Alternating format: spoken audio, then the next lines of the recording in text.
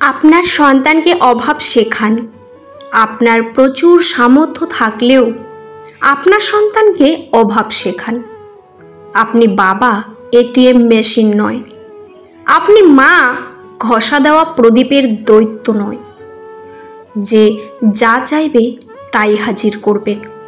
বাচ্চার সামনে যা চাইবে তাই যদি হাজির করেন, আপনার বাচ্চার মানুষ হওয়ার সম্ভাবনা খুবই কম। সন্তানকে জীবনের মানে বোঝানো মানে কম ভালোবাসা না, বরং তাকে বেশি ভালোবাসা। কারণ আপনি যখন থাকবেন না, দুনিয়ার কঠিন পথ তাকে একা চলতে হবে। আপনার সন্তানকে শেখানো চাইলে সব কিছু পাওয়া যায় না, সব কিছু পাওয়ার দরকারও নেই। কষ্টের মাধ্যমে অর্জিত জিনিসের মূল্য বোঝা, তাকে বোঝানো সব কিছু ছাড়াও জীবন চলে, দৌড়ায়, উড়ে। উদাহরণস্বরূপ তাকে অনুপম রায়ের গান শোনান, সব পেলে নষ্ট জীবন। অভাবকে ভালোবাসতে হয়, তাকে অজ্ঞাতসারে স্বভাবটাও ভালো হয়। আবেগ কমাও, লাইফে তাকে দরকার নেই সেটা বুঝতে শেখো। কে প্রায়োরিটি দিচ্ছে কে দিচ্ছে না সেটাও বুঝতে শেখো। আগে বোকামির কারণ কথা ভেবে এখন আর কোনো লাভ নেই। মনে রেখো, আর অবশ্যই ভালো থেকো। তোমাকে ভালো থাকতেই হবে, কারণ তুমি অনেক দামি। বাবা সন্তানকে কতটা ভালোবাসে তা কখনো প্রকাশ করে না। সন্তানের সুখ ও সব পূরণের জন্য কোনো কাজ করতে লজ্জা পায় না, পিছুপা হয় না। দায়িত্বের বোঝা কতটা আছে তা কখনো কাউকে জানতে দেয় না। যে বাড়িটা তৈরি করছে থাকার জন্য, পরিবারের চাহিদা পূরণ ও সদস্যদের সকল মেটাবার জন্য, সেই বাড়িতেই তার বেশি দিন থাকা হয়। রাগ থাকবেই, রাগ ছাড়া কোনো সম্পর্ক সুন্দর হয় না। সংসার জীবনের অভিমান যত বেশি থাকবে, সংসার তত সুন্দর হবে। তবে মনে রাখতে হবে, কোনো রাগই যেন দীর্ঘায়িত না হয়। প্রতিদিনের রাগ অভিমান প্রতিদিন মানিয়ে নিতে হবে, তাহলেই জীবন সুন্দর। শিশুকে ভুল শেখাবেন না, সঠিক শেখাবেন। লোভ দেখাবেন না, পুরস্কার দেবেন। নিরুৎসাহিত করবেন না, উৎসাহিত করবেন। বকুনি দেবেন না, উপদেশ দেবেন। বেয়াদ্দব বলবেন না, শেখাবেন। নিঃসঙ্গ রাখবেন না, সৎসঙ্গ দেবেন। ভয় দেখাবেন না, সাহস দেবেন। লজ্জা দেবেন না, শিখিয়ে দেবেন। ধমক দেবেন না, বুঝতে দেবেন। মিথ্যা বলবেন না, সত্য বলবেন। গালি দেবেন না, স্নেহ করবেন। ভালোবাসবেন, অবহেলা করবেন না, গুরুত্ব দেবেন।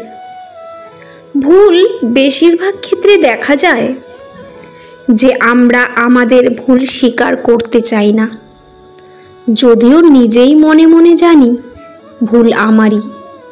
তবুও সামনের মানুষটার কাছে যেটা স্বীকার করতে চায় না, নিজের ঠুনকো আত্মসম্মানটাই তখন অনেক বড় বলে মনে হয়। আর এখান থেকেই সমস্যাগুলো শুরু হয়। সব ক্ষেত্রে যে সম্পর্ক ভেঙে যায় তা নয়, তবে সামনের মানুষটার কাছে আপনাকে নিয়ে চিন্তা ভাবনাটা কোথায় যেন ধাক্কা খায়। আর এটাই বারবার চলতে থাকলে সম্পর্কটা চির ধরে বাড়তি পাওনা, আপনার ভেতরে অপরাধ বোধ, এটা কিন্তু হয়ে ক্ষেত্রেই প্রযোজ্য। তাই যদি প্রথম থেকেই উভয়েই ছোট বড় ভুল স্বীকার করি, তবে সম্পর্কের স্বচ্ছতা বজায় থাকে আর অপরাধবোধটাও থাকে না। এমন হতেই পারে যে সামনের মানুষটা অনেক আগেই আপনার দোষ ত্রুটি ক্ষমা করে দিও। ম্যাজিকের অন্য নাম ভালোবাসা। মিথ্যা দুই রকমের হয়, স্বরূপ ও নীরব। স্বরূপ মিথ্যাগুলো মানুষ নিজ ইচ্ছাকৃতভাবেই বলে থাকে। মিথ্যা বলাটা তাদের একান্তই পছন্দের। এমন ধরনের মিথ্যে কাউকে ঠকানোর জন্য, মানুষকে আঘাত দেওয়ার জন্য বলা হয়ে থাকে। আর অপর দিকে নীরব মিথ্যে মানুষকে না চাইতেও বলতে হয়। তখন মিথ্যা বলাটা তাদের পছন্দের নয়। প্রয়োজনে হয়ে পড়ে এসব মিথ্যে তারাই বলে থাকে যাদের কেউ ঠকিয়েছে, ভীষণভাবে আঘাতে হেরেছে, বুক ফাটলেও মুখ ফোটে না বলেই তাদের এমন মিথ্যে নাটক করতে হয়। জীবনের খুশি থাকার টিপস। যেখানে তোমার কদর নেই সেখানে যেও না। যে বুঝতে চায় না তাকে বোঝাতে যেও না। যে সত্য বললে রেগে যায় তার কখনো রাগ ভাঙিও না। যে তোমার চোখের নিচে নেমে গেছে তাকে কখনো ওপরে তোলার চেষ্টা করো না। জীবনে কোনো সমস্যা আসলে কখনোই ভেঙে পড়ো না। যে আবহাওয়ার মতো বদলে দেয় তার সাথে সম্পর্ক রেখো না।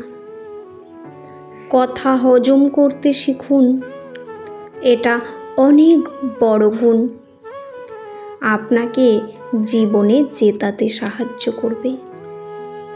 কখনো তর্কে জিততে যাবেন না, এটা সময়ের অপচয়। আপনাকে যারা বিশ্বাস করে না তাদের চিন্তা বাদ দিন। নিজেকে বিশ্বাস করুন।